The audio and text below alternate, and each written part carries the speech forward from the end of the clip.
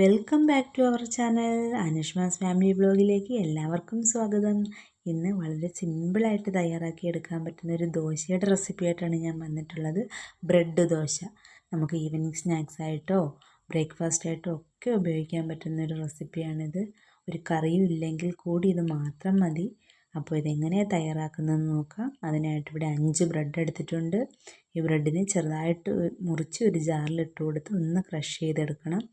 Crush ചെയ്തതിന് ശേഷം അതിന് മാറ്റി വയ്ക്കാം. ഇനി ഒരു പാൻ എടുത്ത് വയ്ക്കണം. ആ പാനിലേക്ക് 1/4 ടീസ്പൂൺ നെയ്യ് ഒഴിച്ച് കൊടുക്കുന്നുണ്ട്. നെയ്യ് ഒഴിച്ചതിന് ശേഷം ഇനി അതിലേക്ക് ഒരു ചെറിയ സവോള ചെറുതായിട്ട് അരിഞ്ഞതാണ് ഇട്ട് കൊടുക്കുന്നത്. സവോള ഇട്ട് നല്ലതുപോലെ ഒന്ന് വഴറ്റിയെടുക്കാം.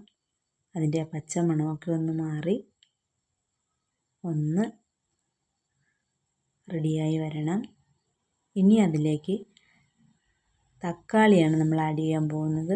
ഒരു ചെറിയ തക്കാളി ചെറുതായിട്ട് അരിഞ്ഞത്, ഒരു പച്ചമുളക് ചെറുതായിട്ട് അരിഞ്ഞത്, ഇതെല്ലാം അതിലേക്ക് ഇട്ട് കൊടുക്കുന്നുണ്ട്. ഇനി നല്ലതുപോലെ ഒന്ന് വഴറ്റിയെടുക്കാം.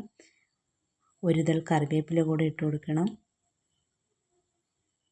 അപ്പോൾ നല്ലതുപോലെ ഒന്ന് വഴറ്റി ബ്രൗൺ കളറാകുമ്പോൾ ഇനി അതിലേക്ക് 1/4 ടീസ്പൂൺ മഞ്ഞൾപ്പൊടിയും 1/4 ടീസ്പൂൺ കാശ്മീരി മുളക് പൊടിയും ഇട്ട് ഒന്ന് വഴറ്റിയെടുക്കണം. പിന്നീട് ഒരു നുള്ളി ഇഞ്ചി വെളുത്തുള്ളി ചതച്ചത് ഇട്ട് കൊടുക്കണം. അതിനെ ഒന്ന് ചൂടാറാനായിട്ട് വയ്ക്കാം. ഇനി ഒരു ബൗളിലേക്ക് ക്രഷ് ചെയ്ത ബ്രെഡ് ഇട്ട് കൊടുക്കുന്നുണ്ട്. 2 മുട്ട അതിലേക്ക് പൊട്ടിച്ചൊഴിക്കുന്നുണ്ട്. ഈ സവാളയുടെ ആ ഒരു പേസ്റ്റ് അതിലേക്ക് ഇട്ടു. ഇനി ആവശ്യത്തിന് ഉപ്പ് ഇട്ടതിന് ശേഷം ഒന്ന് മിക്സ് ചെയ്തെടുക്കണം. ദോശയുടെ ആ ഒരു പരുവത്തിന് വെള്ളം ചേർത്ത് ഇതിനെ ഒന്ന് റെഡിയാക്കി എടുക്കണം. ഒരു പാൻ എടുത്ത് വയ്ക്കാം. പാൻ ഒന്ന് ചൂടാകുമ്പോൾ കുറച്ച് നെയ്യ് തേച്ച് കൊടുക്കണം. ഇനി ഓരോരുത്തരുടെ ആവശ്യത്തിനുള്ള വലിപ്പത്തിന് ആ ദോശമാവ് ഒഴിച്ച് പരത്തി വയ്ക്കണം. പിന്നീട് ഒരു സൈഡ് ഒന്ന് റെഡിയായി വരുമ്പോൾ തിരിച്ചിട്ട് കൊടുക്കണം. എന്നിട്ട് ആ ഭാഗവും മുരിഞ്ഞ് വരുമ്പോൾ എടുത്ത് വയ്ക്കണം. ഇതേപോലെ എല്ലാ ദോശയും റെഡിയാക്കി എടുക്കാം.